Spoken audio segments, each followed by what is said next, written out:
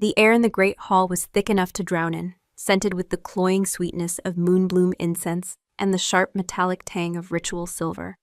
It was the scent of destiny, they said, a fragrance meant to bind souls. To me, it smelled of a gilded cage closing its door. My hands, hidden in the heavy sleeves of a borrowed silk gown, trembled as I stood before the bonding stone, its polished obsidian surface reflecting a distorted, terrified version of myself. This was the moment that would define my life, a political arrangement spun into a sacred vow. But fate, like the wolves of the unforgiving north, rarely follows the paths men carve for it. The whispers of the court were a constant, insidious hiss behind me. I was Reyna Corvin, a healer's daughter. I had no title, no lands, no drop of noble blood to my name. I was a common weed plucked for a royal garden, chosen for Prince Caspian not for love, but for the allegiance of the Southern Healers Guild my family represented.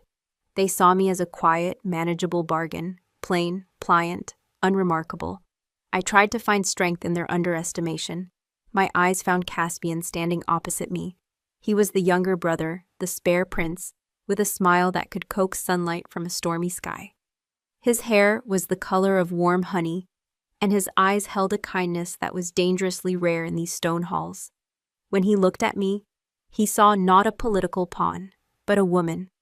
He had visited me in the gardens, spoken of books and music, and promised a life of quiet companionship, far from the suffocating shadow of the throne. It was more than I had ever dared to hope for. A peaceful life, a gentle husband. I could learn to love him. I was already beginning to. He offered me a small, reassuring nod, his jaw tight with the formality of the occasion. The weight of the court was on him, too. He was born of the royal line, yet forever eclipsed by the legend of his brother, the king, King Alaric Davenhart. No one spoke his name above a whisper. He was not a man. He was a storm, a creature of myth forged in the crucible of a brutal border war that had claimed his father and left him scarred and terrifyingly powerful. He was the alpha of alphas, his wolf so dominant it was said to command the very winds. He ruled the kingdom from a throne of shadows and silence, his presence a palpable weight on every soul in the realm. He was not expected to attend this minor ceremony. Kings did not bother with the bonding rites of second sons. His absence was a relief, a small pocket of air in the suffocating room. The High Elder, a man whose face was a roadmap of wrinkles and ancient secrets, raised his hands. His voice, dry as autumn leaves, echoed in the cavernous hall. We gather under the eye of the Moon Mother to witness the joining of two souls, a vow to strengthen the pack, to weave a new thread into the tapestry of our kingdom. He gestured for Caspian to step forward. My heart hammered against my ribs, a frantic bird beating its wings. This was it, the final step. Caspian moved, his ceremonial leathers creaking softly. He reached the bonding stone, his hand hovering over its cool surface. He was about to speak the words, to offer his name and his protection, and then the world stopped. It wasn't a sound that announced him, but a sudden, crushing silence. The whispers died, the rustle of silk ceased. The very air grew thick and heavy, charged with an electric tension that raised the fine hairs on my arms. A wave of primal fear washed over the assembled court, so potent I could taste it on my tongue, the metallic tang of adrenaline. The guards lining the walls, hardened warriors all, went rigid, their hands flying to the hilts of their swords, not in aggression, but in pure, instinctual deference. From the great arched doorway at the back of the hall, a shadow detached itself from the deeper gloom. King Alaric Davenhart moved with a silence that was more terrifying than any roar. He was a giant of a man, broader and taller than his brother, clad not in royal finery, but in stark black leather that seemed to absorb the torchlight around him. A long silver scar cut a brutal path from his left temple, across his eye, to the corner of his unforgiving mouth. It gave his face a permanent, savage cast. But it was his eyes that held the hall captive. They were not the warm brown of his brother, but a piercing, glacial gray, burning with an inner light that was utterly inhuman. They were the eyes of a wolf looking out from a man's face. He didn't look at the court. He didn't look at his brother. His gaze swept the room and landed on me. It was not a look. It was a physical blow. The air was ripped from my lungs. Every instinct I possessed screamed at me to run, to hide, to make myself small. He was the apex predator, the unforgiving winter, the darkness that swallows the light. And then his scent hit me. It was nothing like the civilized, muted fragrance of the court. It was the smell of a storm breaking over a pine forest, of cold mountain air, of lightning striking ancient earth. It was wild and untamed, a scent of raw power that bypassed my mind and struck something deep and dormant within my soul. My blood turned to fire in my veins. A strange, unfamiliar tremor started in the pit of my stomach, a longing so fierce and agonizing it felt like I was being torn in two. It was a feeling I had never known, a forgotten instinct rising from a place so deep I didn't know it existed. Caspian froze, his hands still suspended over the stone. "Brother," he breathed, his voice strained. "You honor us. I did not expect." Alaric's gaze never left me. He took a step forward, and the entire court flinched as if he had drawn a blade. Each step was deliberate, silent, the movement of a hunter closing in on its prey. He passed his brother without a glance, his focus narrowed entirely, terrifyingly, on me. "King Alaric," the High Elder stammered, his composure finally cracking. "The rite has begun. We are bonding your brother to—" Alaric stopped directly in front of me, so close I could feel the heat radiating from his body. That devastating scent wrapped around me, sinking into my skin, marking me. I was forced to crane my neck to look up at him, and found myself drowning in the frozen silver of his eyes. The wolf was there, right at the surface, looking at me with an intensity that stripped me bare, seeing every fear, every secret, every hidden corner of my soul. A low growl rumbled in his chest. It was not a human sound. It was the deep, possessive vibration of a dominant wolf, a sound that shook the very stones beneath my feet and resonated in my bones. It was a sound of pure, undiluted authority, a claim. The High Elder fell silent. Caspian took an involuntary step back, his face pale with disbelief. My world had shrunk to the space between myself and the terrifying king. My heart was no longer beating. It was crashing, a frantic drum against the cage of my ribs. He raised a hand and I flinched, expecting a blow, but he didn't touch me. His fingers hovered in the air just before my face, his knuckles scarred, his strength held in check by a thread. "Her scent," he murmured, his voice a gravelly timbre that sent a shiver racing down my spine. It was the first time I had ever heard him speak. His words were not for the court, not for his brother. They were for were for me and for the wolf that ruled him. "It calls." He inhaled sharply, his eyes closing for a fraction of a second. The golden light of an alpha's power began to glow in their depths, a molten core within the gray ice. It was a light of absolute possession, a light that sealed fates. "No," Caspian whispered, the word a shattered plea. "Alaric, you cannot." But the king was no longer listening to the world of men. He was answering a call older than kingdoms, deeper than blood. His eyes snapped open, now blazing with feral golden fire. He looked at me, through me, and his wolf spoke through his mouth, the single word echoing with the power of 1,000 ancestors. A royal command that could not be defied. "Mine." The word struck the bonding stone like a bolt of lightning. A fissure of blinding white light cracked across the obsidian surface. The incense holders shattered.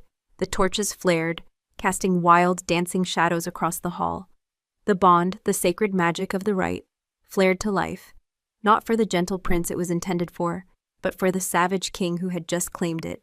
It shot from him to me, a searing, invisible chain that wrapped around my soul, branding me with an ownership so absolute it stole my name, my future, my very will.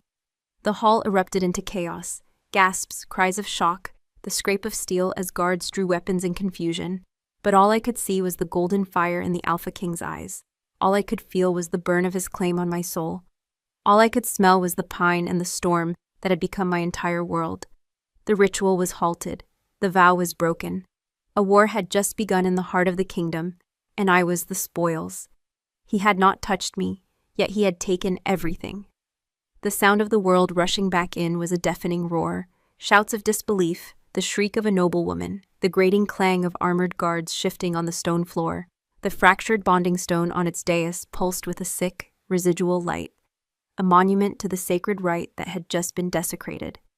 But through the chaos, an unnerving silence radiated from the king, a vortex of absolute authority that bent the noise around him. King Alaric still stood before me, the golden fire in his eyes slowly receding, leaving behind the cold, hard gray of a winter sky. He was the eye of the storm, and I was the wreckage at his feet. "Seize him," a voice cried out, one of the southern lords loyal to my family's guild. It was a foolish, suicidal command. Alaric didn't even turn his head. A growl, deeper and more menacing than the one that had claimed me, rumbled from his chest. It was a sound of pure, lethal warning. The lord choked on his own bravado and fell silent, the scrape of his boots on the stone the only evidence of his hasty retreat. The king's power was absolute. No one would challenge him, no one but his brother. "Alaric," Caspian's voice cut through the terrified hush, laced with a pain so profound it felt like a physical wound. He stepped forward, placing himself between the king and me, a futile, beautiful gesture of defiance. He was smaller than his brother, less imposing, but his stance held the unshakable certainty of a man defending his heart. "She is promised to me. The rights were for us. By the mother's name, you cannot do this." Alaric's gaze flickered to his brother, and for the first time, I saw not just a king, but a man. His expression was unreadable, carved from granite, but the muscle in his scarred jaw tightened. "The bond has chosen," he stated, his voice devoid of any emotion. It was not an excuse. It was an irrevocable fact. "It is done." "Chosen or been taken," Caspian shot back, his hand balling into a fist at his side. "You felt it and you took it. You have always taken what you wanted.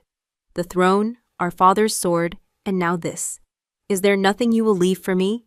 A dangerous light sparked in Alaric's eyes. He took a half step, a predator's shift of weight. "Be careful, little brother. You speak of things you do not understand." He then dismissed Caspian as if he were nothing more than a mild annoyance. His attention returned to me, and the world narrowed once more. He reached out, and this time his fingers brushed the side of my neck, just below my ear. His touch was not rough, but it was possessive, a brand of heat that seared through my skin and into my soul. A jolt, sharp and electric, shot through me, a direct response from the bond now humming beneath my flesh. I gasped and stumbled back, but his presence was a wall I could not escape. "Iron wolves," he commanded, his voice ringing with authority. Two guards, larger than any I had ever seen and clad in black steel, etched with snarling wolves, materialized from the shadows. Their loyalty was to the king alone. They were his personal guard, his enforcers, his shadow. "Escort her to the east wing, to my chambers. No one is to enter, no one." His eyes met Caspian's over my head. The finality in that command was a blade twisted in his brother's heart. "No one." Caspian's face crumpled in despair. "Reyna," he pleaded, reaching for me, but the iron wolves were already flanking me, their sheer size a prison of muscle and steel. I couldn't speak. I couldn't look at him. To see his pain would break what little composure I had left. I was being stolen, ripped from the life I had almost held in my hands, and I was powerless to stop it. As the guards guided me away, their grip firm but not bruising on my arms, I felt the eyes of the entire court on my back. I was no longer Reyna Corvin, the healer's daughter. I was a symbol of the king's tyranny, the prize in a war between brothers, the woman whose soul had been claimed by the beast on the throne. They led me not through the public halls, but through a series of cold, echoing corridors reserved for the royal family. The tapestries here were not of hunts and feasts, but of battles and conquests, grim depictions of the Davenhart line's bloody history. The air grew colder, and the scent of pine and winter that clung to the king grew stronger, as if the very stones were steeped in his essence. The east wing was a fortress within the castle, a place of solitude and power. The guards stopped before a set of massive iron-strapped oak doors. One of them pushed the door open, revealing a room that was less a bedchamber and more a king's private domain. It was vast and Spartan. A huge hearth, cold and black, dominated one wall. A massive bed, carved from dark, almost black wood and piled with heavy furs, sat on a raised platform. The air was cool and smelled overwhelmingly of him, of pine, of old leather, of cold steel, and of that wild, untamed scent that was his alone. There were no soft cushions, no delicate ornaments. There were weapons racks holding axes and swords, maps pinned to a large table, and a single throne-like chair facing the hearth. This was not a place of comfort. It was the den of a wolf. The door boomed shut behind me, the sound of the heavy lock sliding into place sealing my fate. I was a prisoner. For a long moment I simply stood there, trembling in the center of the enormous room. The borrowed silks of the bonding ceremony felt like a costume for a life that was now dead. I wrapped my arms around myself, trying to fight the chill that had nothing to do with the temperature. The phantom touch of the king's fingers still burned on my neck. I could feel the bond, a low, constant thrum deep inside me, a foreign energy woven into my being. It was a connection to him, an invisible tether that pulled and ached with a terrifying sense of rightness. My mind screamed in rebellion. This was wrong. I was meant for Caspian, for a life of warmth and quiet affection. I sank to my knees on a thick black bearskin rug, the fight finally draining out of me, replaced by a wave of cold, desolate grief. I mourned the loss of that simple future, mourned the gentle man who had looked at me with kindness, mourned the woman I had been only an hour before. A soft click broke the silence. A small, unassuming door near the hearth opened, and an older woman stepped through. She was severe and thin, her gray hair pulled back so tightly it seemed to pull her face taut. Her dress was simple, dark gray wool, the uniform of a high-ranking servant. She looked at me on the floor with utter neutrality, her eyes missing nothing. "You will not kneel," she said, her voice crisp and without warmth. "The king's mate does not kneel." Her words hit me like a slap. The king's mate. The term was so primal, so final. I scrambled to my feet, suddenly ashamed of my diplomatic display of weakness. "I am Elspeth," she continued, her gaze sweeping over my formal gown with disapproval. "I keep the king's chambers. I have done so since his mother, the late queen, passed." These were her rooms. The information landed like another stone in my gut. He hadn't just brought me to a guest room. He had brought me here, to the symbolic heart of his life, to the empty space beside him. "You will be hungry," she stated, not asked. "I will have food brought, and a bath. That gown is not suitable." She gestured for me to follow her through the small door. It led to a bathing chamber, carved from the same dark stone as the hearth, with a deep copper tub already steaming. As I stood there, numb and compliant, Elspeth spoke again, her back to me as she laid out fresh linens. "The court is in chaos. The High Elder has declared the bond legitimate, if unorthodox. The law is clear, a soul bond, once forged, cannot be broken. It overrides all other vows." She paused, turning to look at me, her eyes sharp. "The southern lords are furious. They see this as a betrayal, an insult. Prince Caspian has locked himself in his barracks with his personal guard. There are whispers of rebellion, of civil war." Every word was a nail in the coffin of the world I knew. And the king?" I managed to ask, my voice a broken whisper. "The king is meeting with his war council," Elspeth said flatly.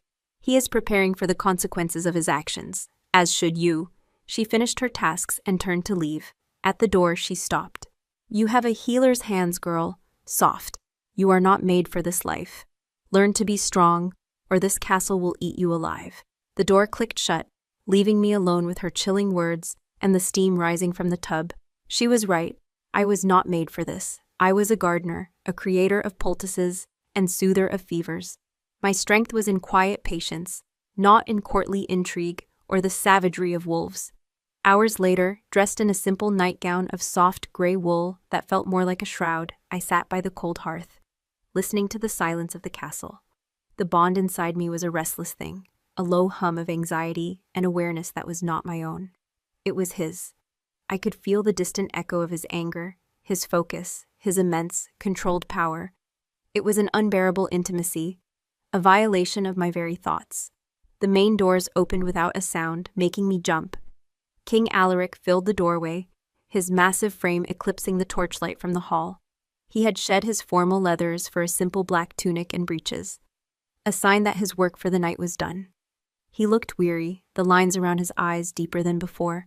But as his gaze found me, the weariness was replaced by that same unnerving intensity. He shut the door, the heavy thud echoing in the chamber and in my heart. For a long moment he just stood there, watching me, his gray eyes sweeping over me, taking in the borrowed gown, my bare feet on the cold stone, the fear that I knew must be plain on my face. The scent of him, stronger now, filled the air, a heady mix of pine, cold night, and something else, the metallic tang of fresh blood. My breath hitched. He had come from the War Council, Elspeth had said.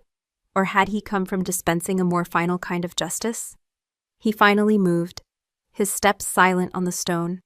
He didn't come towards me, but walked to the great table, pouring a dark liquid from a decanter into a silver goblet. He drank it down in one long swallow. "My brother has demanded a trial by combat," he said, his back still to me. His voice was a low, dangerous rumble. "He wishes to fight me for the right to you." My heart stopped. Caspian, gentle Caspian, challenging this force of nature? He would be killed. "No," I breathed, the word torn from my throat. Alaric turned slowly, his eyes pinning me in place.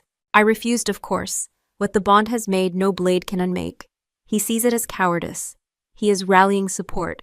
He thinks love gives him a strength greater than mine. He gave a short, bitter laugh that held no humor. "He is a fool." He began to walk towards me, and every instinct screamed at me to flee. I pushed myself up, backing away until my shoulders hit the cold stone of the hearth's mantle.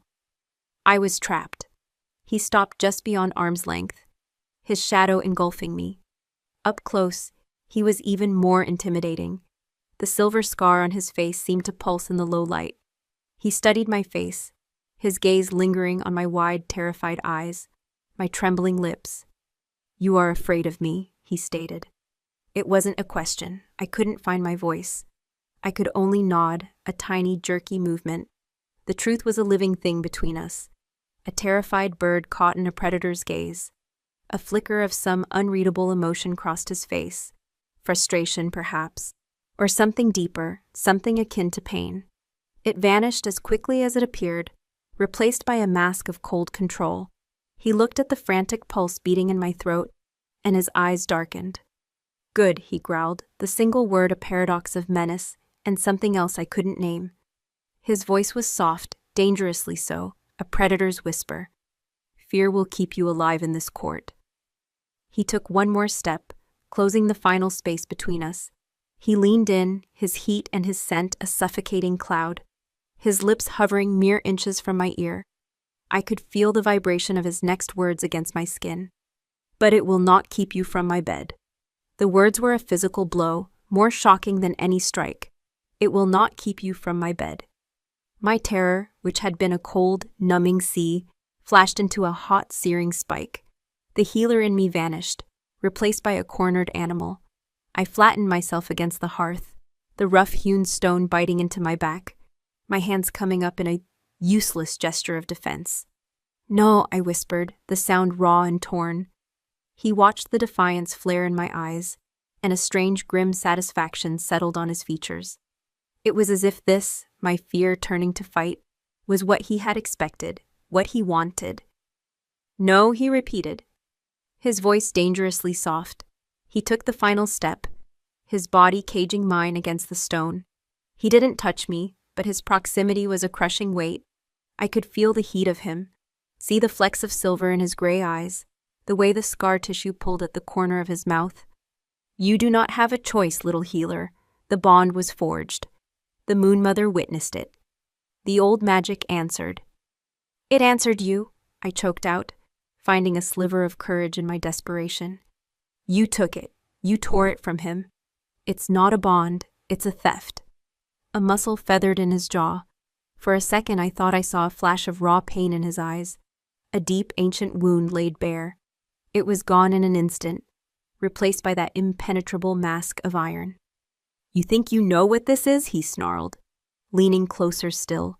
His breath was warm against my cheek, scented with wine and the cold night air. The bond between us flared, a sickening lurch in my stomach. It wasn't just my fear I felt, but a dizzying echo of his own towering rage, a fury so immense it threatened to consume us both. I felt a wave of vertigo, my knees weakening as his emotions bled into mine. He must have felt it too, He stiffened, a sharp hiss escaping his lips. He drew back abruptly, putting a precious foot of space between us. He looked down at his own hands, clenching them into fists, so tight the scarred knuckles went white. He was fighting something, not me, something inside himself. "The bond is not a prize," he growled, the words seeming to cost him a great deal. He stalked away from me, moving to the far side of the room, near the cold, unlit hearth. He braced his hands on the mantel, his back to me, his powerful shoulders rigid with tension. "It is a chain, and it binds both ways." I stared at his back, my heart hammering. What did he mean? "Every feeling you have," he continued, his voice a low, ragged thing that scraped against the silence. "Your terror, your hatred, your grief for my brother, I feel it. It is a blade in my gut, a fire in my blood, a constant, unending torment." He finally turned, his face a mask of torment and fury. "My wolf claimed you, yes, it is his nature. But the magic that followed shackled me to your pain. So do not speak to me of theft. You are my captor, as much as I am yours." The revelation struck me dumb. The bond wasn't just his power over me, it was my suffering inflicted on him. The sheer, terrifying intimacy of it stole my breath. He felt my fear, he was wounded by my sorrow. The thought was both horrifying and, in a strange, twisted way, empowering. My weakness was a weapon. "Then let me go," I pleaded, my voice trembling but clear. "If my presence pains you, send me away. Annul it." He laughed, a harsh, bitter sound that echoed in the vast chamber. "You are a child. You speak of things you cannot comprehend. A soul bond cannot be annulled. It can only be severed by death. And if I send you away, the bond will weaken to a thread, an agonizing ache that will eventually drive my wolf mad. It will turn on the pack, on my brother, on this entire kingdom until it finds you or destroys itself." He prowled the room like a caged beast, his energy too large, too violent for the stone walls to contain. "You see, we are trapped. You, me, and this curse between us." He stopped before me again, his eyes burning with a desperate, feral light. "I do not want your fear. I do not want your hate. But my wolf demands your submission. It craves your scent on my furs, in this chamber. It wants to mark you, to possess you so completely that the scent of my brother is wiped from your memory." He took a ragged breath. "That is the war I fight every moment I am near you." And then I understood.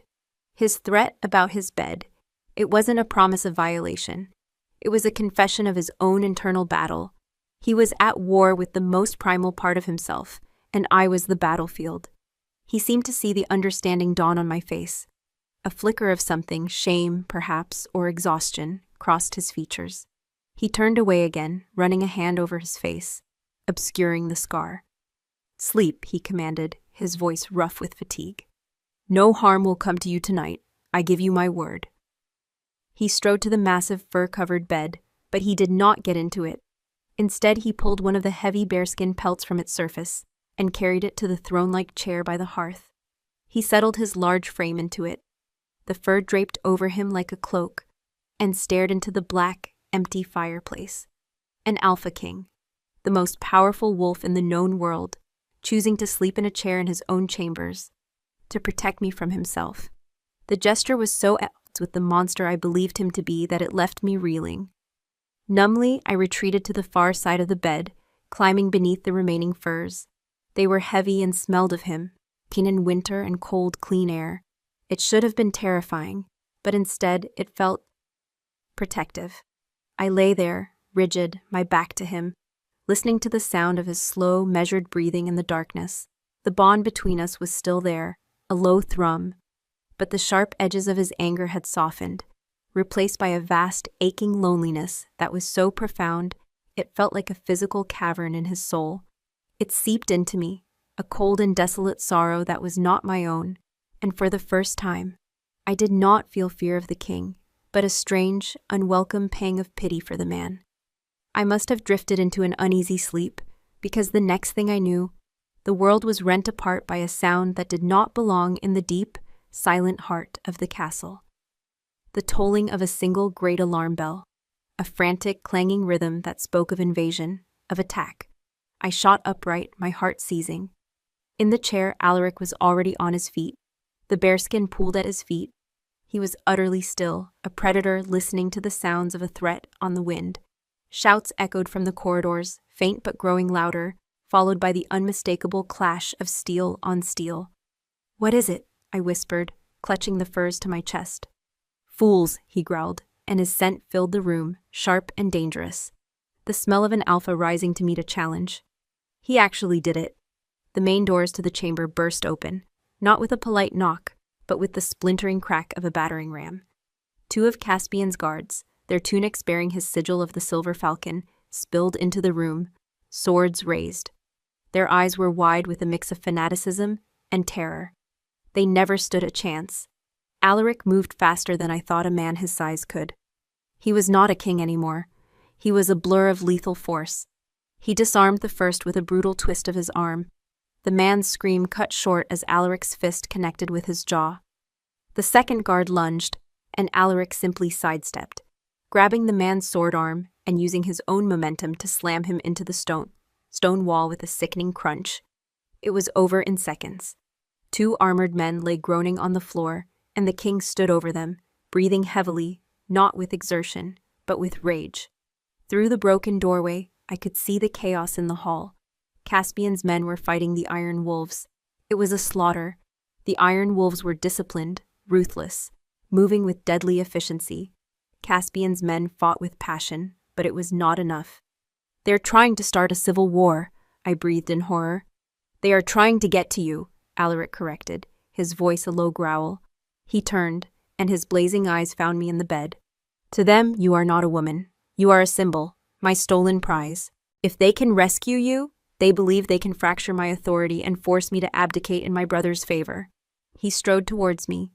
"Get up, we are leaving." "Leaving? Where are we going?" "Somewhere they cannot find you." He grabbed my arm, his grip like an iron band, and pulled me from the bed. He was not rough, but his urgency was absolute. He dragged me towards the back of the chamber, to a section of the wall covered by a heavy tapestry depicting a grim, ancient battle. He threw the tapestry aside, revealing not stone, but a narrow, dark wooden door. He produced a key from a chain around his neck and unlocked it. A wave of cold, musty air washed over us. It was a secret passage. "Move," he commanded, pushing me gently inside. The darkness was total. He followed me in, pulling the door shut behind us, plunging us into absolute blackness. I heard the click of the lock. We were sealed in. For a moment, there was only the sound of our breathing and the frantic beat of my heart. Then, with a scrape of flint and steel, a small flame sparked to life. He had lit a pocket lantern, and its weak, flickering light cast huge, dancing shadows on the narrow stone walls. The passage was tight, the air thick with the smell of dust and damp earth. "Stay close," he ordered, his voice echoing unnaturally in the confined space. He started walking, holding the lantern high.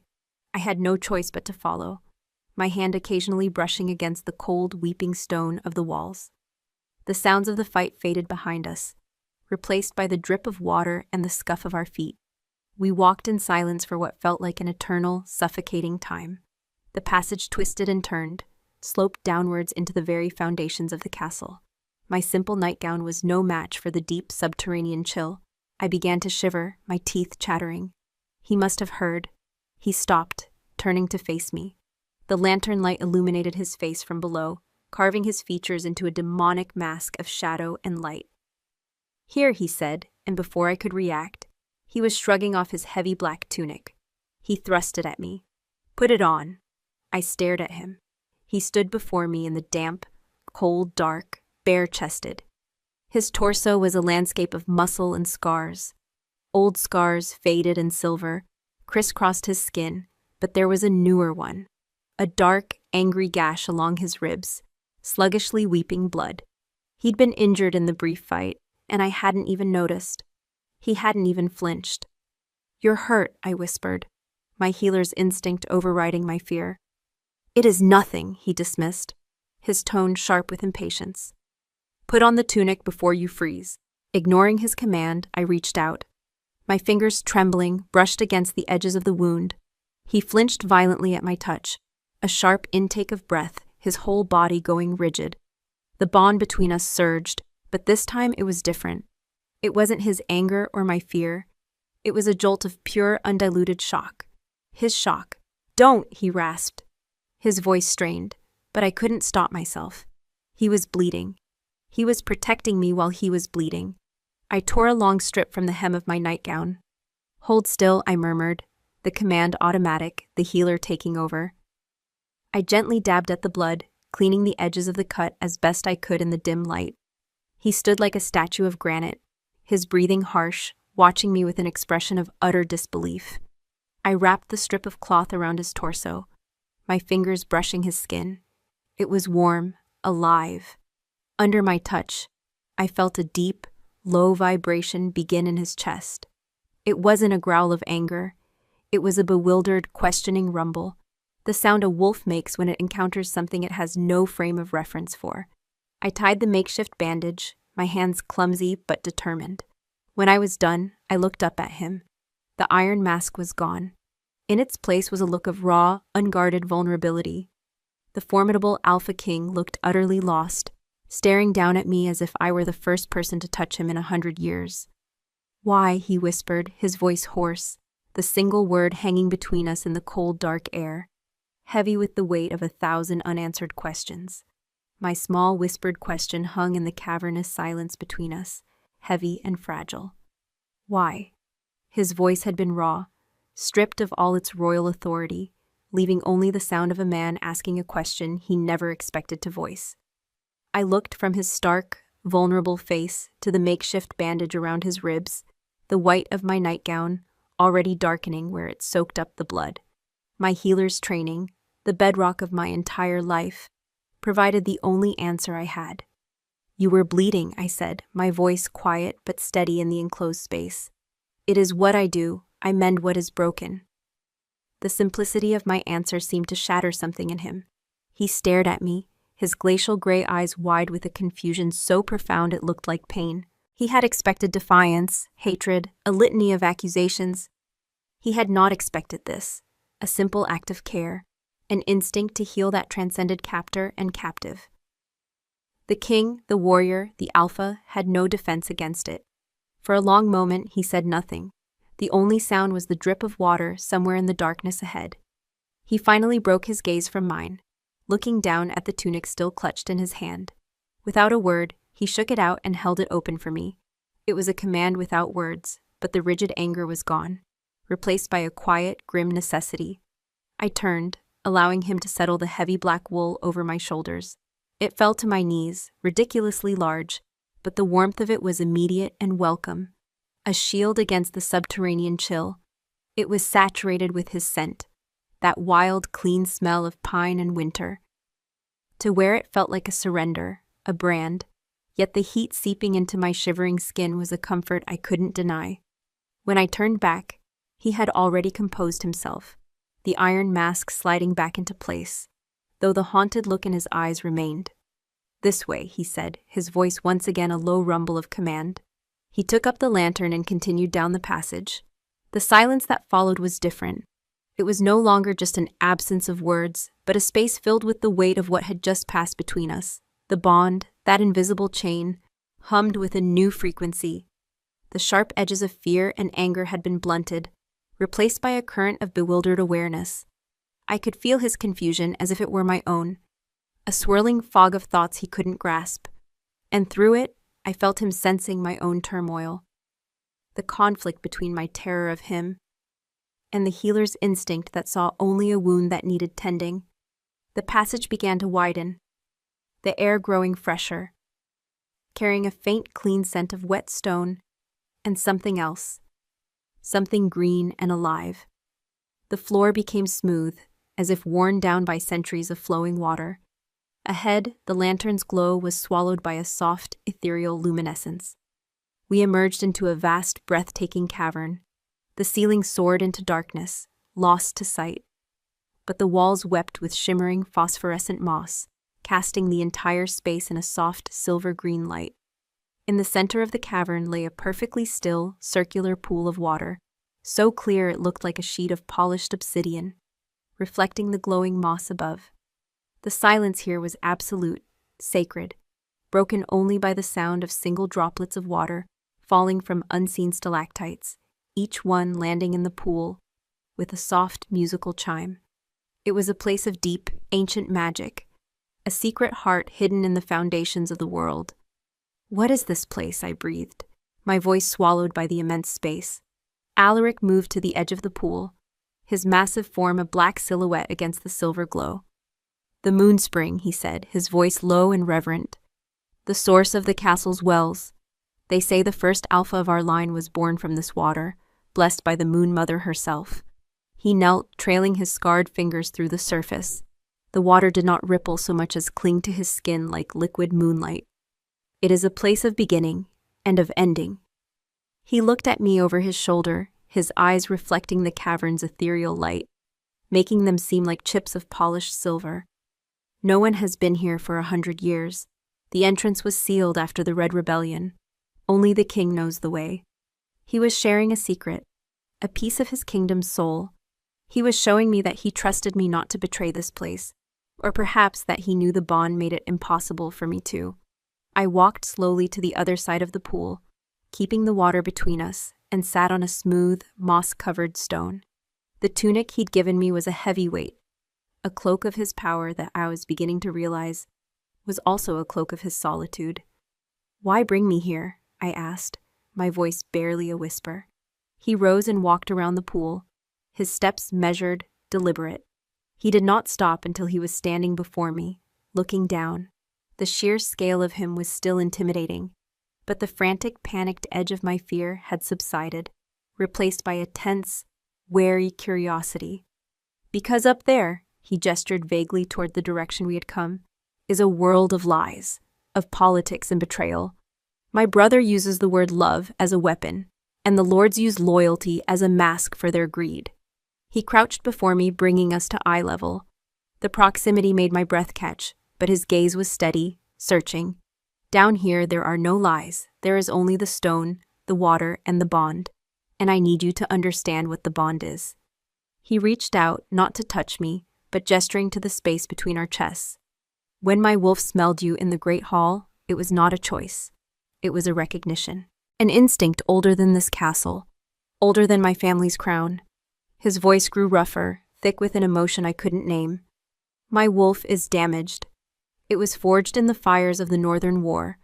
I watched my father die. I took the alpha power from him on a battlefield that smelled of blood and burning pine. It made my wolf strong, but it left it with nothing but rage and duty. It knows only how to protect the pack, how to kill its enemies, how to be king." He finally looked away, his gaze fixed on the still, dark water of the pool. "It has been alone for a very long time. And then it smelled you. It didn't smell a healer's daughter or my brother's intended. It smelled its other half, the missing part of its soul. It smelled peace." The confession hung in the glowing silence, raw and agonizing. The monster on the throne, the savage Alpha King, had a soul so wounded that my simple, unremarkable presence felt like peace. The weight of his loneliness, which I had felt through the bond, crashed over me with the force of a physical wave. It was vast, ancient, an ocean of sorrow. "And so it claimed you," he finished, his voice a ragged whisper. "With all the violence and desperation of a starving animal, it did not know any other way." I stared at him, at the brutal scar bisecting his face, at the pain etched so deeply into his features that it seemed a part of his bones. I saw the lonely boy who had become a king on a battlefield. I saw the man shackled to a power he never asked for. And the last vestiges of my hatred for him withered and died, replaced by a terrible, aching empathy. He seemed to see the shift in my eyes. He looked away, as if ashamed of his own vulnerability. He rose and walked a few paces away, presenting his back to me once more. "The men who attacked my chambers will be dealt with," he said, his tone shifting back towards the cold command of a king. "But my brother, Caspian, is another matter. He has committed treason. The law demands his life." Ice flooded my veins. "You would kill your own brother?" He turned, and the anguish on his face was terrible to behold. "I am his king before I am his brother. If I show weakness now, if I spare him, every ambitious lord in the kingdom will see it as an invitation to challenge the throne. It would mean a civil war that would tear the realm apart and kill thousands. He took a deep, shuddering breath. I would be trading his life for theirs. It is a choice I cannot make. So you will kill him for me? The words were a bitter accusation, tasting like ash in my mouth. For a bond you forced? I will kill him for the good of the kingdom, he roared, and the sound echoed off the cavern walls, a wave of pure alpha power that made the water in the pool tremble. He was instantly remorseful, the anger draining from his face, leaving him looking hollowed out. No, he said, his voice dropping to a strained whisper. No, I do not know what I will do. I came down here to escape that choice. A profound weariness seemed to settle over him. He walked to a shadowed alcove I hadn't noticed, pulling out a pile of dry, folded furs, a hidden cache. He laid them out, stone floor, a good distance from me. You are cold, he stated. Rest, we are safe here for now. He intended to sleep there, to give me the entire space. But the cavern, for all its beauty, was cold, and the chill was seeping back into my bones. My shivering started again, a fine tremor I couldn't control. He saw it. His jaw tightened. The war inside him was visible on his face. The king, the man, and the wolf, all fighting for control. With a low growl of frustration that seemed directed at himself, he strode over to me. He knelt, scooped me up into his arms as if I weighed nothing, and carried me to the bed of furs. He laid me down gently, then settled beside me on top of the pelts, careful to keep a sliver of distance between us. But the cold was relentless. He cursed under his breath, a soft, guttural sound. This is not for my sake, he growled, as if trying to convince himself. He shifted, pulling me against his side, his arm coming around me to draw me into the curve of his body. He wrapped the top fur over both of us. The heat from his body was immense, a living furnace against my back, the solid wall of his chest, the iron strength of his arm around me. It was terrifying, and it was the safest I had ever felt in my life. The bond between us flared, no longer a painful intrusion, but a deep, resonant hum of pure contentment. His contentment. My shivering subsided, replaced by a warmth that spread through my veins like fine wine. I lay there, rigid in his embrace, my mind screaming at the insanity of it all. I was lying in the arms of the man who had stolen my life, the king who was debating whether to execute the man I was supposed to marry. And all I could feel was the steady, powerful beat of his heart against my back, and the overwhelming sense of a broken soul finding a moment's peace. He thought I had fallen asleep. His breathing was deep and even, but I knew he was awake. I felt him relax, muscle by muscle, the immense tension he carried seeming to melt away in the quiet dark. His arm tightened around me, a purely unconscious, possessive gesture. He shifted his head, his face burying into my hair. He inhaled deeply, a long, slow breath. Mine, he whispered, so softly it was not a word, but a sigh. It was not the savage claim from the great hall. It was a sound of desperate, heartbreaking relief, a prayer answered in the dark. And just as my own treacherous heart began to beat in time with his, a jolt shot through him. He went rigid, a choked gasp tearing from his throat. I felt it too, a spike of agony through the bond, so sharp and alien it felt like a physical stabbing. It was not his pain. It was not my fear. It was a wave of pure, unadulterated rage and despair, funneled through a conduit that should not have existed. Alaric ripped himself away from me, scrambling to his feet. He clutched his head, a feral growl tearing from his soul. The silver light of the cavern glinted in his wide, horrified eyes. "What is it?" I cried, sitting up, the cold rushing back in. "What's wrong?" He stared at me, his face a mask of disbelief and fury. "It's my brother," he rasped, his voice cracking. "The iron wolves have him. And somehow, curse it all, I can feel him." The cavern, which had moments before felt like a sanctuary, became a pressure chamber. Alaric's shock and fury were a physical force, radiating from him in waves that made the air crackle. He paced the edge of the moonspring, a caged wolf, his hands fisted at his sides, his bare chest rising and falling with harsh, ragged breaths. "How?" he snarled, the word directed at the still water, at the ancient stones, at the fates that had cornered him. "How is this possible?" I scrambled from the furs, the tunic he'd given me tangling around my legs. What do you mean you can feel him? You feel his pain? Alaric whirled on me, his eyes blazing with a wild, desperate fire. Not his pain, his intent, his rage, his absolute conviction that I am a tyrant who must be put down. He ran a hand through his dark hair, the gesture one of profound agitation. It's the bond. It's supposed to be between an alpha and his mate, a closed circuit, but you were promised to him. The rite had begun. When I claimed you, the magic fractured. It didn't just bind you to me. It created an echo, a psychic tether between the three of us. The implication was horrifying. A tangled knot of souls, each privy to the other's darkest emotions. Caspian's hatred for his brother was now a poison seeping directly into Alaric's mind. And my own conflicted feelings. They were a bridge between the two warring poles. He is in the dungeons, Alaric continued, his voice a low, dangerous growl.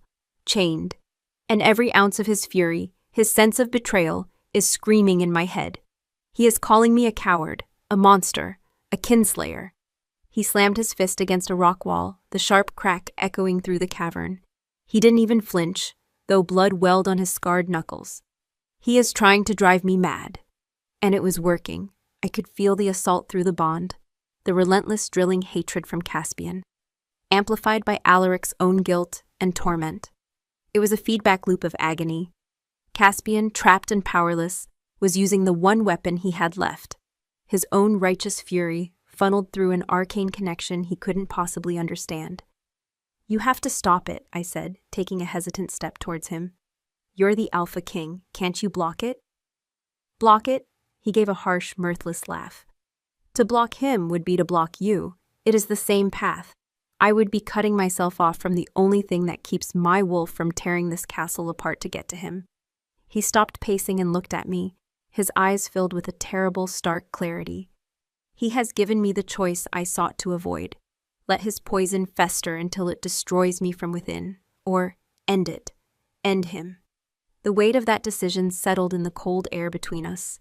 The crown Alaric wore was not made of gold, but of thorns, each one a choice between duty and damnation. There has to be another way, I insisted, my voice pleading.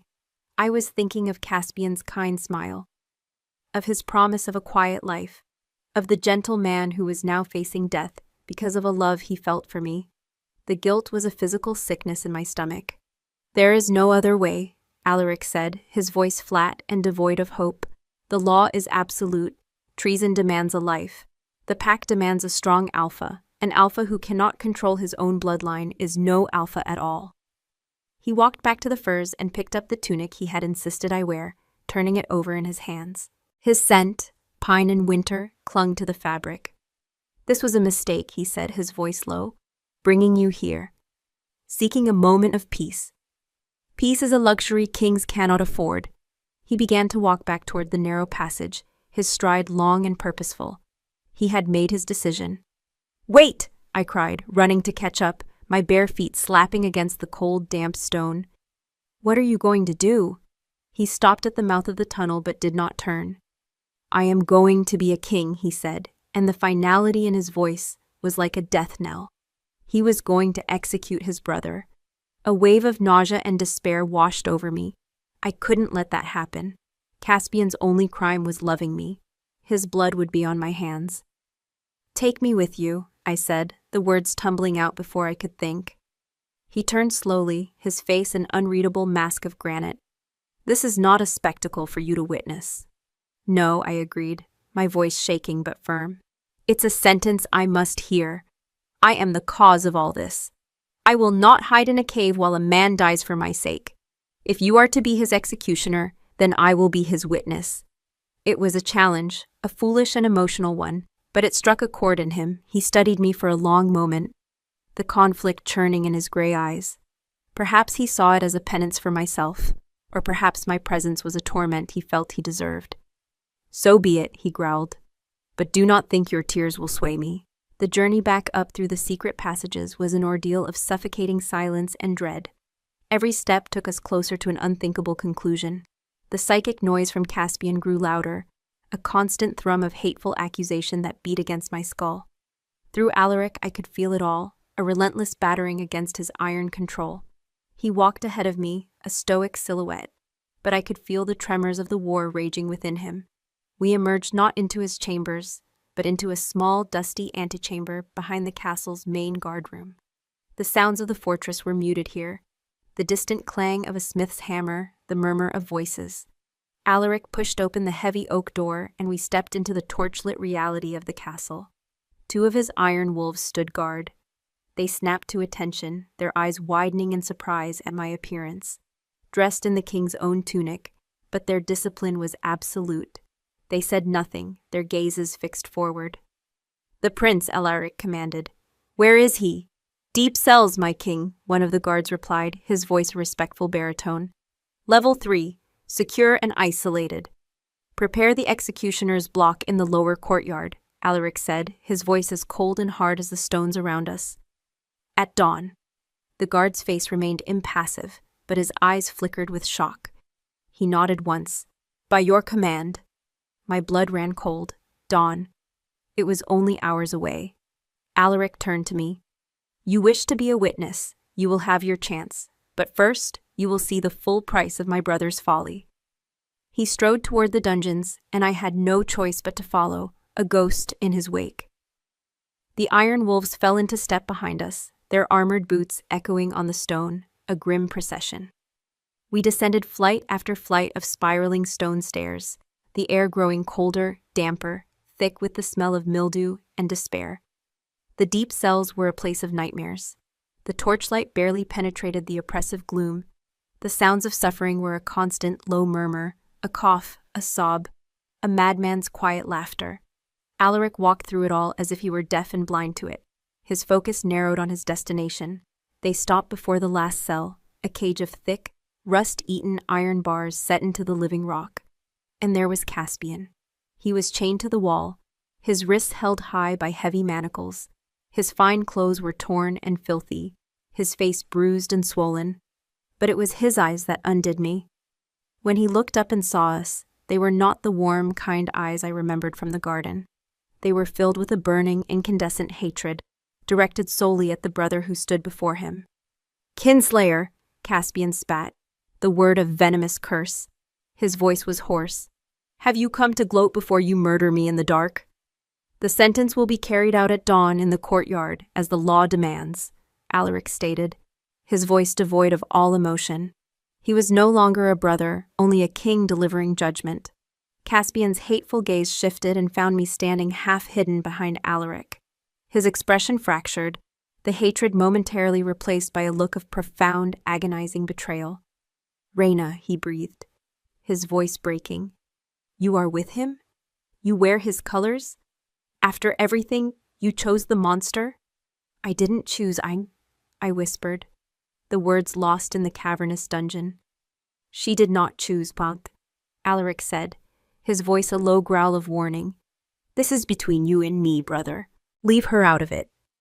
"Leave her out of it?" Caspian laughed, a wild, broken sound that echoed horribly in the small space. "She is the only thing that is in it. I did this for her. I would have torn down this whole cursed kingdom for her. And you stand there with her wearing your tunic like a prize, like a spoil of war." He strained against his chains, his whole body trembling with futile rage.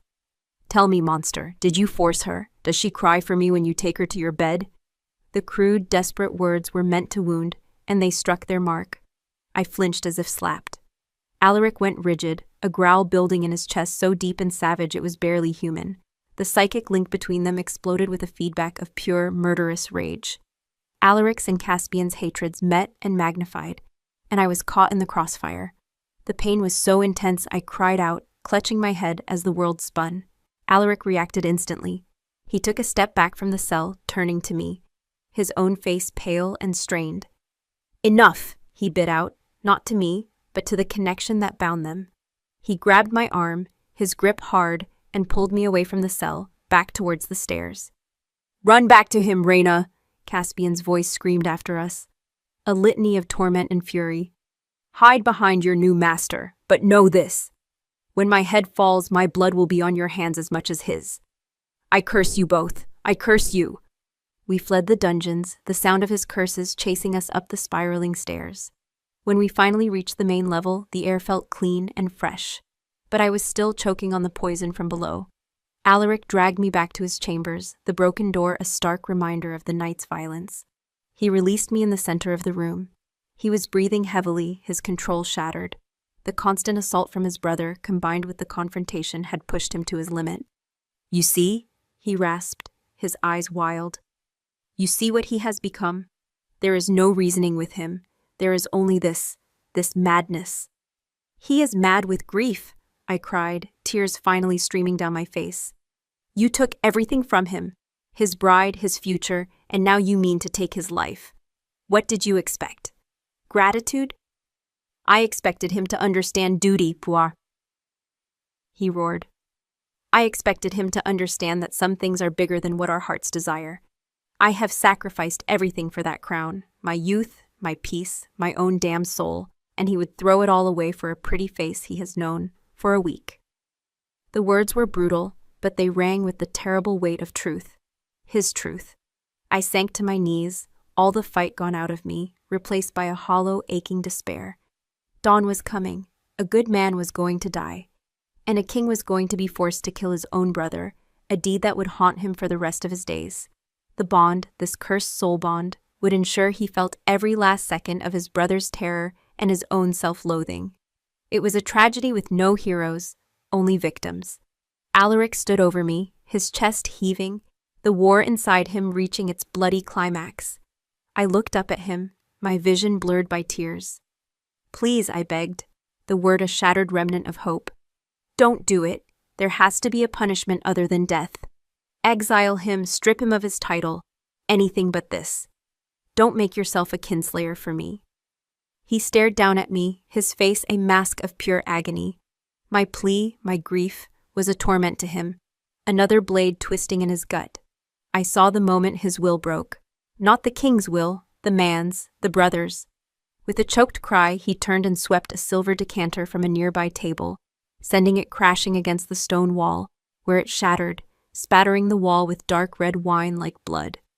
"Damn you," he whispered, his voice cracking. "Damn you for making me feel." He stalked to the far window, staring out at the first, pale hint of gray that was beginning to lighten the eastern sky. Dawn was coming. He stood there for a long, silent moment. His shoulders bowed under an invisible weight. When he finally spoke, his voice was a hollow echo of his usual command. "There is one other way," he said, not looking at me. "An archaic law. A trial of a different kind. It is a choice that may save his life."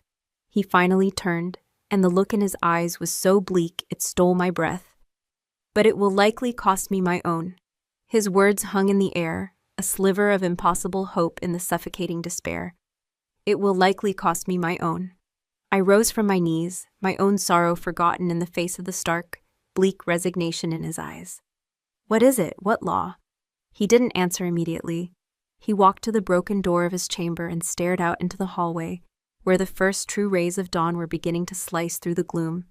The castle was stirring, the scent of baking bread and wood smoke faintly perfuming the air. A new day was beginning, one that was meant to be stained with a prince's blood. "There is an old magic," he said, his back still to me, his voice low and strained. "Older than the laws of men, older even than the Davenhart line. It is a trial not of guilt, but of authority, the right of dominance." He turned to face me, and the weariness in his expression was so profound it seemed to have carved new lines into his face overnight. An alpha's right to rule is absolute, but if his judgment is questioned, not by a rival but by his own blood, he can submit himself to the judgment of the Moon Mother herself. He must prove that his soul, his will, is stronger than the chaos that lies at the heart of every wolf. A cold dread, deeper and more primal than anything I had felt before, began to snake its way up my spine. How? He must face the unchained, a spirit of pure primal wolf energy, the rage, the hunger, the savagery, unbound by reason or loyalty. He must enter a trance and battle it on a spiritual plane, subdue it, chain it with his own will. He gestured vaguely at the world outside the window. If he succeeds, his authority is reaffirmed by the old magic itself. His word becomes law, unbreakable and absolute. No one would dare question his right to pass any sentence he chooses, even mercy. The dread coalesced into a knot of pure terror in my stomach. And if he fails? Alaric's gaze met mine, and in it I saw the abyss he was willing to step into. If he fails, the spirit consumes him, his soul is shattered. At best, he is left a mindless, savage beast, to be put down like a rabid dog. At worst, he dies, his heart stopping in his chest. Either way, the Alpha is gone, the kingdom is left leaderless, vulnerable. Civil war would be inevitable. He was trading a certainty, Caspian's death, for a gamble where the stakes were his life, his soul, and the fate of the entire realm, all to avoid becoming a kinslayer, all because I had begged him to. You can't, I whispered, shaking my head. It's too great a risk. The kingdom needs you. The kingdom needs an Alpha it can trust, he countered, his voice rough. Not a tyrant who butchers his own family to secure his claim on a woman. He looked at me then, and the weight of his gaze was a physical thing. The bond, it connects me to your grief. I cannot rule with your sorrow poisoning every breath I take. I cannot be the monster you see when you look at me. This is the only way to cleanse the slate. For all of us. Before I could protest further, he turned and strode from the room. Summon the High Elder, he roared to the guards in the hall, his voice once again ringing with the unshakable power of a king. Clear the lower courtyard. Bring the prince from the dungeons, and bring me my ceremonial armor. The castle, which had been slowly waking, was shocked into frantic activity. Word spread like wildfire. Not an execution, a rite. The whispers were a mix of terror and awe. The right of dominance had not been invoked for 500 years. It was a legend, a myth told to frighten children. And now, it was happening. I was swept along in the tide, an unwilling spectator to a history I had set in motion. They brought me a simple gray dress to replace the king's tunic, but the scent of him clung to my skin. A constant, harrowing reminder of his sacrifice. They led us not to the courtyard, but back down into the earth, to the cavern of the Moonspring.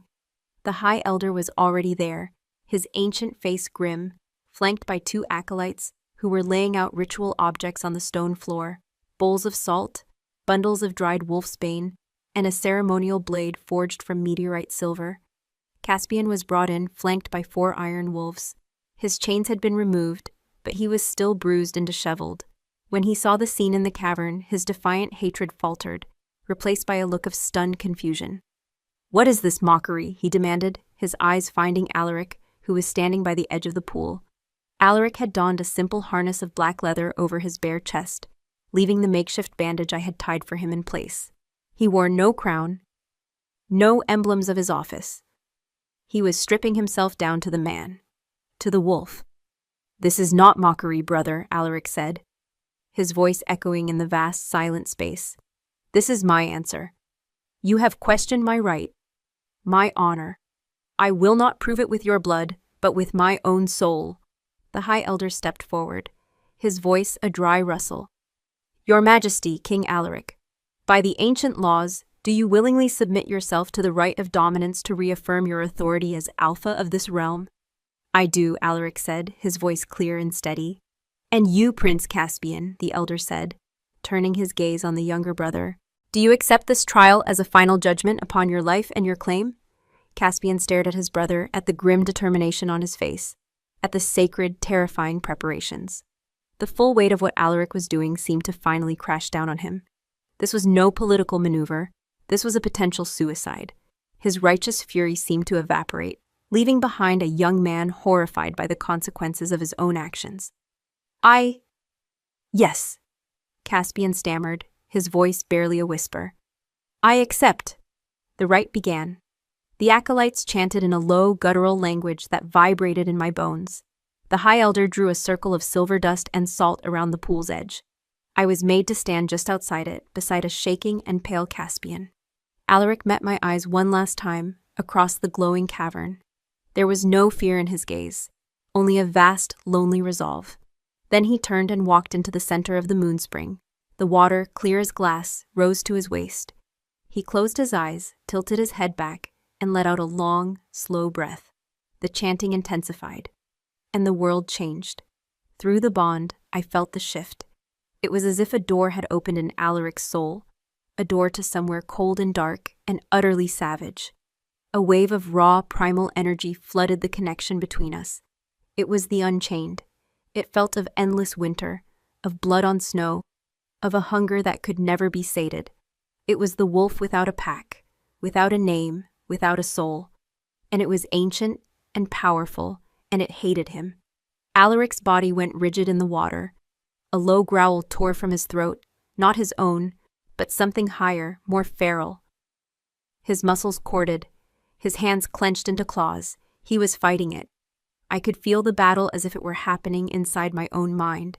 Flashes of imagery assaulted me, a vast dark forest under a blood-red moon, the glint of yellow, merciless eyes, the feeling of phantom claws scraping against the inside of my skull. The spirit was tearing at him, trying to shred his will, to unmake the man and leave only the beast. Alaric cried out, a raw, agonized sound, and thrashed in the water, sending silver droplets flying. The High Elder's chanting grew more desperate. "He is losing," Caspian breathed beside me, his face ashen with terror and guilt. "Mother, have mercy, what have I done?" I felt it too.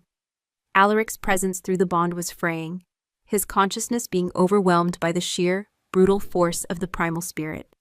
I felt his exhaustion, his pain, the edges of his very being starting to dissolve.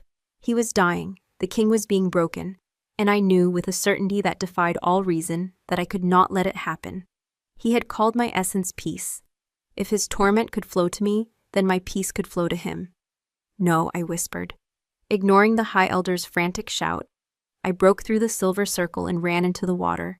It was shockingly cold. The hem of my dress instantly soaked and heavy. I waded towards him, towards the epicenter of the spiritual storm. Alaric was convulsing, his head thrown back, a scream of pure agony tearing from his lips. He didn't see me. He was lost, drowning in an ocean of savagery. "Alaric!" I cried, grabbing his arms. His skin was fever-hot despite the cold water. His eyes snapped open, but they were not his own. They were blazing with a wild yellow light, the eyes of the Unchained looking out through his face. It snarled at me, a terrifying, inhuman sound. But I was not afraid, not anymore. I looked into those savage eyes and spoke to the man I knew was still trapped inside. "Come back," I pleaded, my voice shaking. I poured all of my will, all of my essence, all of the calm I could muster down the bond that connected us. I thought of the garden, of the quiet strength of growing things, of the feeling of his warmth beside me in the darkness. I offered it to him, an anchor in the raging storm. "I am here. You are not alone." I reached up and pressed my hand to his scarred cheek. My touch was the lightning strike that broke the spell. The yellow light in his eyes flickered. He gasped, a huge shuddering intake of breath, and for a second, I saw him again, Alaric. He looked at me, his eyes filled with a dawning recognition and a desperate gratitude. The spirit roared in defiance inside him, but he now had a foothold. He had an anchor, with a final world-shaking roar that was entirely his own. The roar of a true alpha, of a king claiming his throne, not by birthright, but by sheer force of will. He threw his head back. The savage energy that had been flooding the cavern recoiled, as if struck by a physical blow. The water of the moonspring went still. The oppressive, chaotic presence vanished. Silence. Alaric swayed on his feet, the light in his eyes fading back to their normal, piercing gray. He was exhausted, his body trembling, but he was whole. He was himself. He had won. He collapsed forward, and I caught him, his immense weight nearly driving me under the water. He was heavy, solid, real. His arms came around me, holding on with a desperate strength, his face buried in the crook of my neck. I could feel the frantic, relieved beating of his heart against my own. The High Elder slowly lowered his hands, his face a mask of awe. "It is done," he breathed. "The rite is complete. His authority is absolute." Over Alaric's shoulder, I saw Caspian.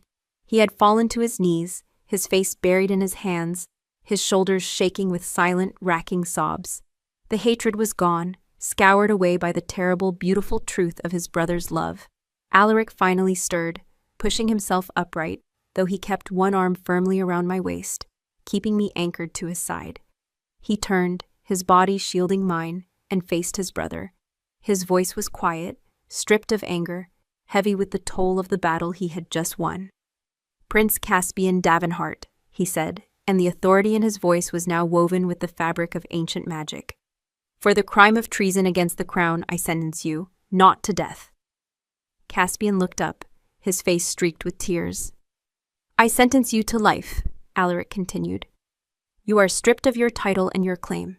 You will be exiled to the Southern Isles, to serve the Healers' Guild there, to learn the value of mending what is broken. You will leave on the morning tide. That is my judgment.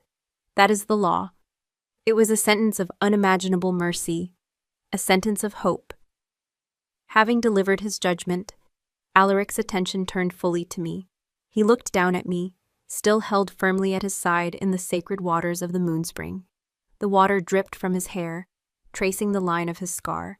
The look in his eyes held none of the torment, none of the loneliness. It was clear and deep, and filled with a raw, possessive wonder that made my heart stop. He had claimed me before with a word of power. He had held me in the dark and whispered his need. But this was different. This was a king, reborn in magic and sacrifice.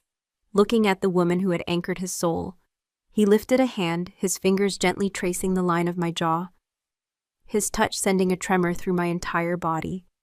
"Reina," he said, and the way he spoke my name held the weight of a vow, the heat of a brand, and the promise of a new dawn.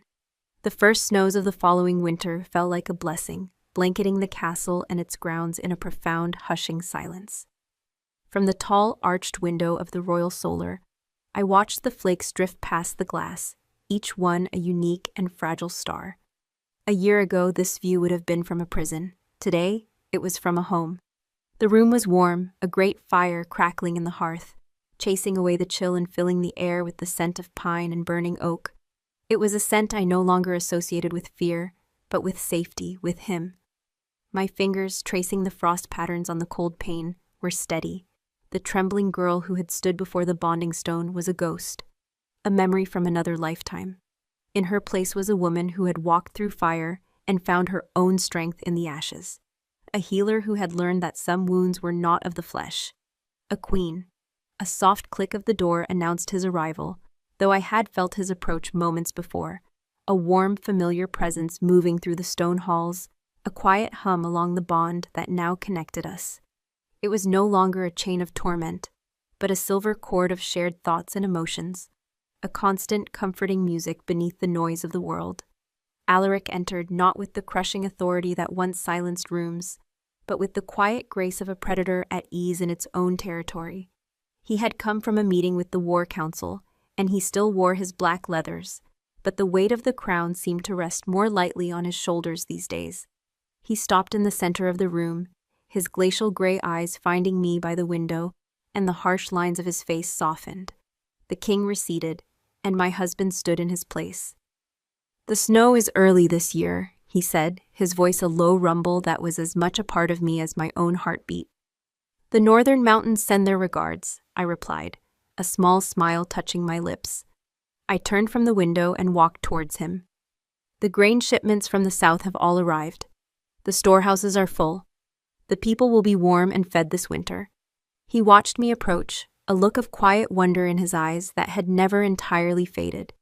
It was a look that still, after all this time, made my heart ache with fierce, protective love.